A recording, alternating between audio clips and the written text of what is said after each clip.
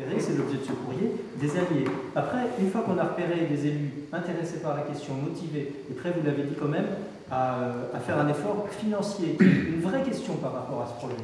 Hein, vous avez dit, peut-être qu'il faut que les communes mettent un peu plus d'argent pour pas que ça soit répercuté sur les familles, parce qu'on sait que souvent c'est ça la question sur les familles.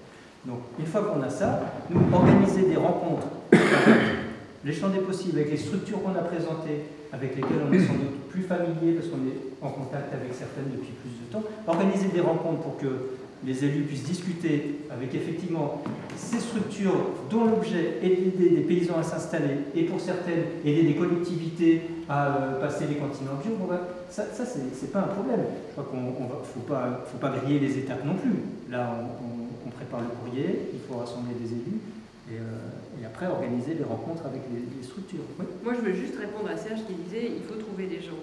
En fait, le gros problème, un des gros problèmes, et si Terre de Liens existe, le gros problème, c'est qu'il n'y a pas de terre pour les maraîchers qui veulent s'installer, surtout dans notre région et proche de Paris, parce qu'il y a une grosse demande en bio, et il n'y a pas les terres, justement, il n'y a pas suffisamment de terre. Donc, c'est pas le problème de trouver des gens, tu vois, au champ des possibles, il forme des gens.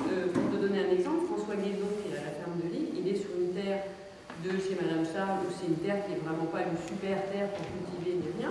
Il a cherché, au début, il a même, je crois, attendu un an pour s'installer parce qu'il ne trouvait pas de terre.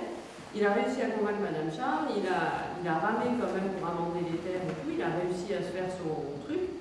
Mais c'est vrai que c'est un vrai problème de trouver de la terre pour cultiver. C'est pas de trouver des gens pour la cultiver, parce que ça, il y a des formations, justement, au champ des possibles, ils forment des gens, mais après, ces gens-là, ils vont se mettre où pour cultiver? Il y a des demandes, il y a des AMAP à Paris, il y a des demandes de produits bio un peu partout, mais il n'y a pas les terres pour les cultiver. Donc le problème n'est pas de trouver des gens pour le faire, trouver les endroits. Enfin, c'est vraiment un problème de foncier. Et c'est pour ça que Terre de Liens essaie d'en racheter, et tout ça, c'est super compliqué de trouver du foncier. C'est vraiment un problème de base.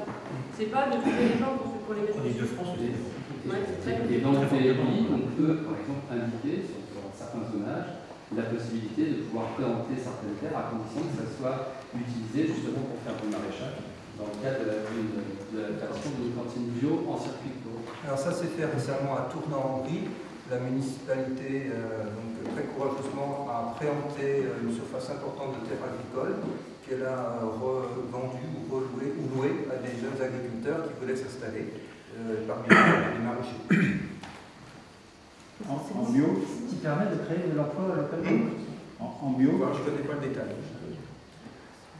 Alors, il est -7.